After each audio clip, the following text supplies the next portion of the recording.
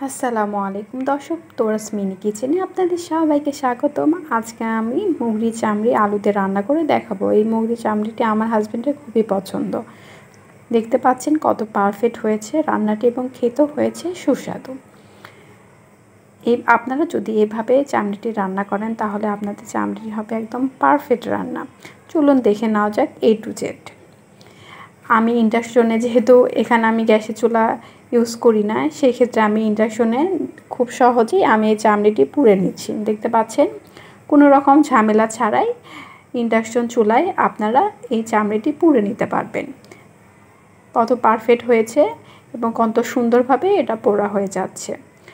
যারা ইন্ডাকশন ব্যবহার করেন তারা খুব সহজেই এই পদ্ধতিতে চামড়িগুলো পুড়ে নিতে পারবেন। দেখতে পাচ্ছেন আমার চামড়িগুলো পোড়ানো হয়ে গেছে। আমি এটা ধুয়ে ছোট ছোট করে কেটে নিব। দেখতে পাচ্ছেন কত পারফেক্ট হয়েছে, মনে হচ্ছে যে মাটির চুলায় এটা আমি পুড়ে নিয়েছি। কত পারফেক্ট হয়েছে আমার এই চামড়িটি পোড়ানো। এখন আমি ফ্রাই প্যানে পেঁয়াজটা ভেজে নিয়েছি। এই পর্যায়ে এখানে আমি পানি দিয়ে দিচ্ছি। সর্বপ্রথম আমাকে এই চামড়িটি সুন্দরভাবে কষায় নিতে হবে, কারণ চামড়িটি সিদ্ধ করতে একটু সময় লাগে। এখানে আমি একে একে সব উপকরণগুলো দিয়ে দিচ্ছি। এখানে আমি দিয়েছি 2টা বড় এলাচ, দিয়েছি 1টি সাদা এলাচ, 1 টেবিল চামচ হলুদ গুঁড়া, 1 টেবিল চামচ আদা রসুন বাটা এবং দিয়ে দিয়েছি স্বাদ মতো লবণ। সম্পূর্ণ উপকরণগুলো সুন্দর করে মিক্সড করে নিতে হবে। এই পর্যায়ে আমি সামান্য পানি অ্যাড করছি। ঝালটি সম্পূর্ণ আপনাদের ওপর নির্ভর করবে। আপনারা এ পর্যায়ে ঝালটি কমায় বাড়াই নিতে পারেন। আমি 1 টেবিল চামচ মরিচের গুঁড়া এখানে অ্যাড করছি। আপনারা এই পর্যায়ে ঝালটি কম বেশি করে নিতে পারেন। ঝালটি সম্পূর্ণ আপনাদের উপর নির্ভর করবে। দিয়ে দিচ্ছি স্বাদ মতো লবণ। লবণ আমি এখানে পরিমাণ মতো দিয়েছি এবং মশলাটি সুন্দর করে কষায় নিতে হবে, যাতে মশলার কাঁচা কাঁচা ঘ্রাণটি না থাকে। এই পর্যায়ে আমি দিয়ে দিচ্ছি 1টি কাঁচামরিচ অর্ধেক করে।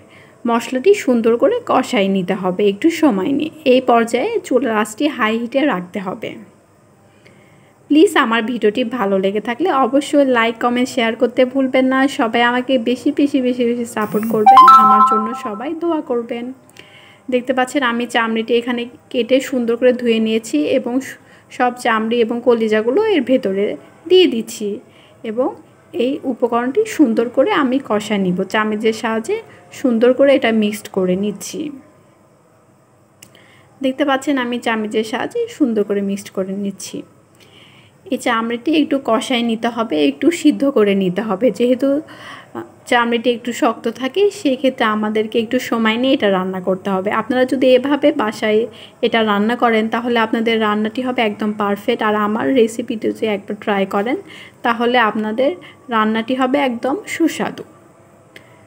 দেখতে পাচ্ছেন কত সুন্দর এসেছে কালারটি। এই পর্যায়ে আমি একটু পানি অ্যাড করে দিচ্ছি সিদ্ধ হওয়ার জন্য। সম্পূর্ণ উপকরণটি সুন্দর করে মিক্সড করে নিচ্ছি এবং ঢাকনার সাহায্যে ঢেকে দিচ্ছি। ফিরে আসছি 10 মিনিট পর। এ পর্যায়ে আমি কিছু আলু অ্যাড করে দিয়েছি। দেখতে পাচ্ছেন আমার রান্নাটি কত পারফেক্ট হয়েছে গেছে। আমি দেখতে পাচ্ছেন একটা পাত্রে খেতে হয়েছে, কত পারফেক্ট হয়েছে, খেতে হয়েছে দুর্দান্ত। প্লিজ আমার ভিডিওটি ভালো লেগে থাকলে লাইক কমেন্ট শেয়ার করতে ভুলবেন না। সবাই আমাকে বেশি সাপোর্ট করবেন। সবাই আমার জন্য দোয়া করবেন।